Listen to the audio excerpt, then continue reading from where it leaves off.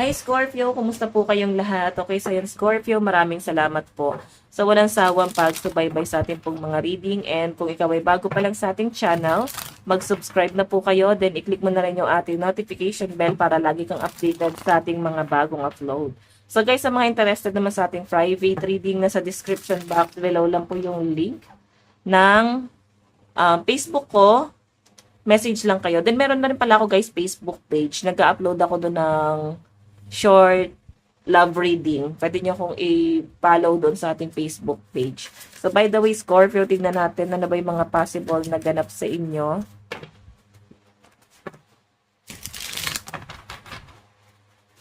Scorpio, Sun, Moon, Rising, and Venus sign. Ganap sa inyo this week. Oops. Meron tayong Two of Pentacles. Two of Pentacles, financial decision, choice, option, balance, change. Okay, so yung pinapakita sa akin dito guys, possible na magkaroon ng balance pagdating sa financial mo. Hindi pong medyo na-alarma yung iba sa inyo or nababalisa or sabihin na natin guys na para ka nagmamadali na mag-ipon. Meron ka siguro guys pinaghahandaan. Kaya kailangan makaipon ka ng pera dito. So, todo trabaho, todo kayod, yan yung nakikita ko sa mga Scorpio. Okay, siguro baka may bigla ang gastos or meron kang paggagamitan ng pera. Kaya medyo doble kayod, and alam niyo yung pagiging, sobrang pagiging workaholic ng mga ano dito. Scorpio ngayong week na to. By the way.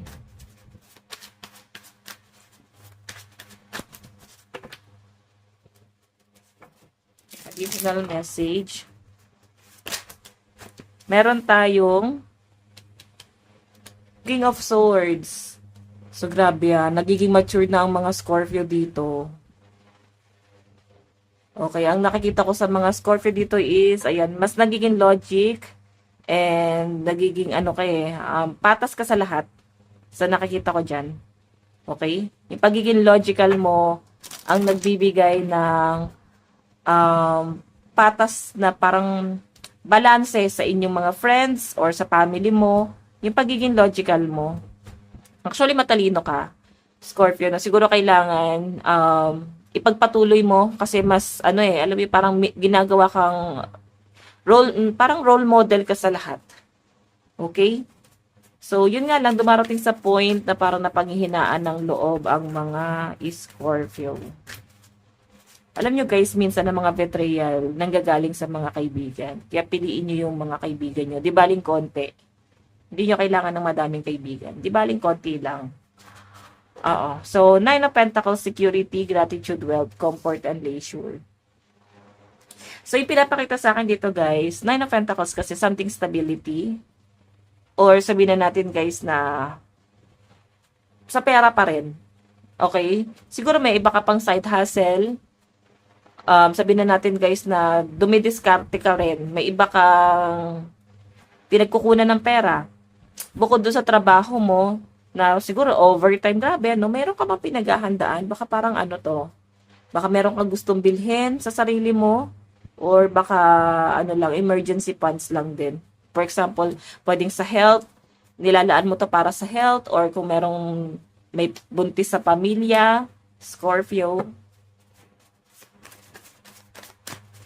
Property, baka may bibiling kayong property.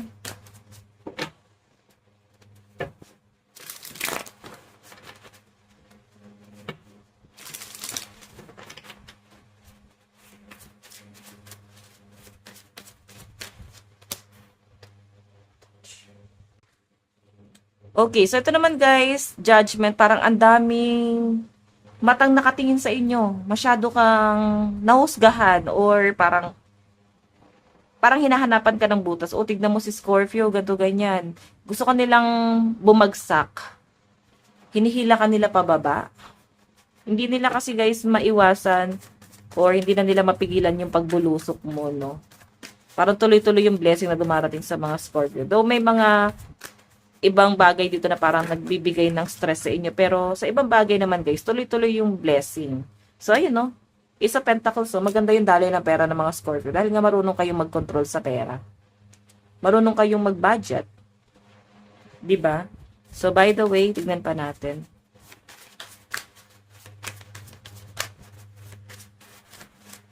Meron tayong King of Wands. Passion, fairy, creativity, courage, power, leadership. So, ayun. Feeling ko may gusto kang simulan, something business. Nakapokus sa pera ang mga Scorpio eh. Talagang more on sa stability. Nakapokus ka na sa pamilya mo. Nakikita ko yung pagiging family-oriented ng mga Scorpio dito. Ayan o, the moon. Parang wala na kayong pakialam kung sino yung masasaktan sa sinisimulan mo ngayon. Like, hindi ka lang nila maaya sa gala kasi nag-focus ka na sa family mo eh. Naging seryoso ka na sa pamilya mo. Diba yan no?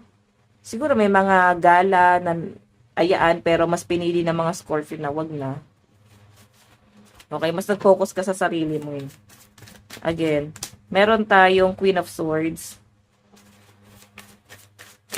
May nagko-control sa'yo. Someone na may pagka-manipulative tong taong to. So, Two of Cups. Love, romance, relationship, meeting, marriage. Oh, may partnership. So, may plano ba kayo ng person mo na magpakasal? Ayun, no, para napag-uusapan nyo na tong marriage, no? Napag-uusapan nyo na magpakasal ng person mo. So, pinapakita sa akin dito. Tignan natin yung advice. Or, pwede naman guys, baka siya to nagpaplano na baka gusto niya mag-propose na sa inyo. Pero parang pinag-iisipan niya pa yung sa inyo. Or, pwede naman guys, baka kasal yung partner mo. And baka pinaprocess niya na, no, yung kanilang annulment. Kasi gusto niya na guys, mag-focus dun sa connection yung dalawa. Lalo na dito sa, ano, hirap guys, no?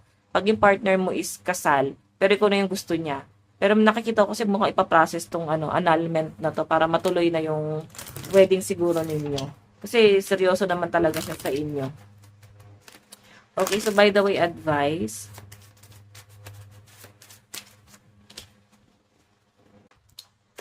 Ayan, know your worth. Dapat alam mo yung worth mo. Like, yes, ginagawa mo yung lahat para sa family mo.